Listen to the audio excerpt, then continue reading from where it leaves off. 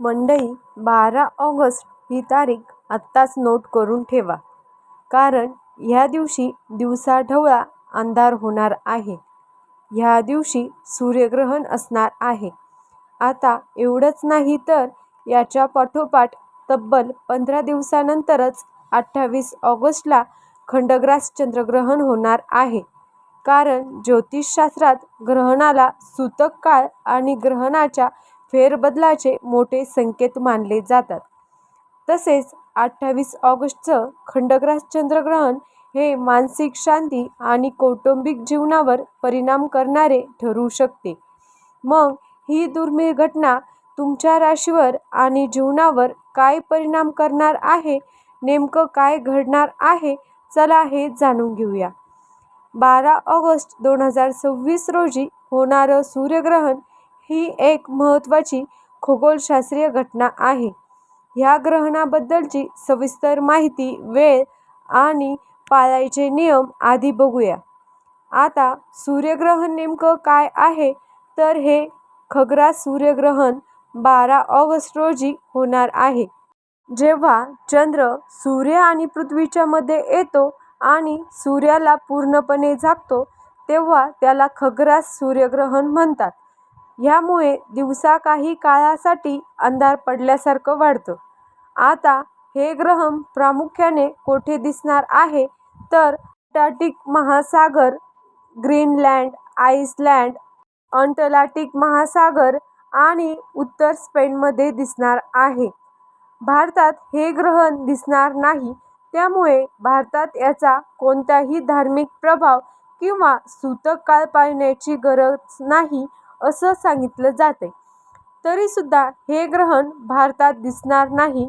ज्योतिषशास्त्रात किंवा जिथे ग्रहण दिसणार नाही तिथे काही गोष्टी पाळल्या जातात, जसं की सूर्यग्रहण कधी उघड्या डोळ्यांनी पाहू नये, यासाठी खास बनवलेले सोलर फिल्टर चष्मेसुद्धा वापरावे. साधे काळे चष्मे किंवा एक्स-रे फिल्म वापरणे डोळ्यासाठी घातक ठरू शकते. ग्रहणाच्या काळात नामस्मरण करणे, स्तोत्र पठण करणे किंवा ध्यान करणे हे सुद्धा शुभ मानले जाते. आता जे ज्योतिषशास्त्र पाहतात किंवा पाळतात त्यांनी ह्या नियमाचे पालन केलं तरी उत्तम आहे. ग्रहण सुटल्यानंतर गरजूंना धान्य किंवा कपड्याचे दान करणे हे चांगले मानले जाते. आता ज्या राशींवर ह्या ग्रहणाचा प्रभाव असू शकतो त्यांनी कुलदेवतेचा जप करावा. आपल्या कुलदेवतेचा नामजप करत हा दिवस घालवावा. त्याचबरोबर सूर्यमंत्राचा जप आपण ह्या दिवशी करू शकता. यामुळे नकारात्मक ऊर्जा कमी होण्यास मदत मिळते. शिवाय ग्रहण काळात अन्नपदार्थामध्ये तुळशीचे पान टाकून ठेवायची ही परंपरा आहे, जेणेकरून अन्नावर ग्रहणाचा परिणाम होणार नाही. आता हे नियम ग्रहण दिसणाऱ्या ठिकाणी लागू होतात, मात्र काही ठिकाणी याचे नियम पाळले जातात. आपापल्या श्रद्धेनुसार आपण हे नियम पाळू शकता. आता 15 दिवसांनीच म्हणजे 28 ऑगस्टला खंडग्रास चंद्रग्रहण आहे. आता हे ग्रहण आपल्यासाठी का महत्त्वाचे आहे, ते आपल्याला दिसणार आहे का आणि घरात बसून आपण काय काळजी घ्यावी, तर ह्या सोप्या प्रश्नाची उत्तरं सुद्धा आता जाणून घेऊया. सगळ्यात आधी हे चंद्रग्रहण कधी आणि कोठे दिसणार आहे, तर 28 ऑगस्टला दुपारी 1:30 वाजल्यापासून हे ग्रहण सुरू होणार आहे. आता दुपारी 3:30ला ते अगदी मध्यभागी असेल आणि संध्याकाळी 5:45च्या सुमारास हे चंद्रग्रहण संपणार आहे. आता तुम्ही म्हणाल, दुपारी तर सूर्य असतो, मग चंद्रग्रहण कसं दिसणार? अगदी बरोबर, हे ग्रहण भारतात दिसणार नाही, कारण ह्यावेळी आपल्याकडे दिवस असेल. हे ग्रहण अमेरिका आणि युरोपमधल्या लोकांना स्पष्ट दिसेल. पण जरी ते आपल्याला दिसत नसले तरी आकाशातल्या ह्या हालचालीचा आपल्यावर काही परिणाम होऊ शकतो का? तर जेव्हा पृथ्वीची सावली चंद्रावर पडते तेव्हा चंद्र पूर्णपणे काळा न दिसता थोडासा तांबूस किंवा विटकरी रंगाचा दिसतो. शास्त्रज्ञ याला रेल स्कॅटरिंग असं म्हणतात. सोप्या भाषेत सांगायचं तर पृथ्वीच्या वातावरणातून गाळून आलेला थोडासा सूर्यप्रकाश चंद्रावर पडतो आणि चंद्राला एक वेगळीच डहाळी मिळते. हे पाहायला खूप सुंदर असतं. म्हणूनच नासा ह्यासारख्या संस्था याचे फोटो घेण्यासाठी सज्ज असतात. आता आपल्याकडे सगळ्यात मोठा प्रश्न असतो की सुतक पाळायचं का? तर याचं उत्तर खूप साधं आहे. शास्त्रात असं सांगितलं आहे, जे दिसत नाही त्याचं सुतक पाळायची गरज नाही. त्यामुळे भारतात राहणाऱ्यांनी जेवणाबाबत किंवा कामाबाबत कोणतेही नियम पाळायची धास्ती ठेवू नये असंही सांगितलं जातं. तुम्ही तुमची रोजची कामं नेहमीप्रमाणे करू शकता. फक्त मनात थोडी सकारात्मकता ठेवावी की झालं, आता जरी ग्रहण दिसत नसलं तरी त्या दिवशीची ऊर्जा थोडी वेगळी असू शकते. आपलं मन शांत ठेवण्यासाठी काही छोट्या गोष्टी आपण नक्कीच करू शकता.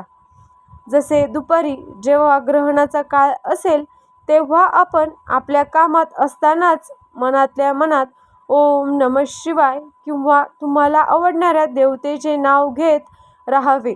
नामजप करत राहावा, नामस्मरण करत राहावं. यामुळे मानसिक शक्ती वाढते. संध्याकाळी ग्रहण सुटल्यानंतर पुन्हा गरजू व्यक्तींना थोडे अन्न किंवा धान्य दान करावे. हे खूप शुभ मानलं जातं. त्याचबरोबर संध्याकाळी घर छान पुसून घ्यावं किंवा धूप दीप लावून उदबत्ती लावून वातावरण प्रसन्न करावं.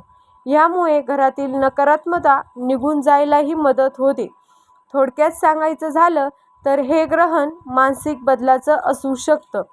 ज्योतिषशास्त्रानुसार वृषभ, कन्या आणि मकर राशीच्या लोकांसाठी हे ग्रहण धनलाभाचे योग घेऊन येत आहे. कर्क आणि मीन राशीच्या लोकांनी ह्या दिवशी थोडं शांत राहावं, ध्यान करावं असा सल्ला दिला जातो. बाकी सर्व राशींसाठी हा काळ सामान्य असेल, त्यामुळे काळजी करण्याचे काहीच कारण नाही असंही सांगितलं जातं. तर मंडळी, निसर्गाच्या ह्या घटना आपल्याला सांगत असतात की सृष्टी किती अफाट आहे. 28 ऑगस्टला जरी आपल्याला चंद्र लाल रंगाचा दिसणार नसला तरी आपण आपली विचारसरणी सकारात्मक नक्कीच ठेवू शकतो. तुम्हाला ही माहिती कशी वाटली? तुमच्या काही शंका असतील तर कमेंटमध्ये विचारा. त्याची योग्य माहिती देण्याचा प्रयत्न मी नक्कीच करेन. सूर्यग्रहण आणि चंद्रग्रहण ऑगस्ट महिन्यात एकापाठोपाठ एक आल्यामुळे अनेक लोकांना संभ्रम निर्माण झाला असेल, तर तो संभ्रम दूर करण्यासाठी सुद्धा तुम्ही काही प्रश्न विचारू शकता किंवा तुमच्याकडे त्याचं उत्तर असेल तर ते सुद्धा तुम्ही कमेंट बॉक्समध्ये लिहू शकता. अशाच प्रकारच्या माहितीपूर्ण व्हिडिओसाठी आपल्या चॅनलला सबस्क्राईब करून घ्या आणि बेल आयकॉनवर क्लिक करा, म्हणजे आपल्या नवनवीन व्हिडिओचं नोटिफिकेशन तुम्हाला मिळत राहील. व्हिडिओ आवडल्यास लाईक आणि शेअर करा. धन्यवाद.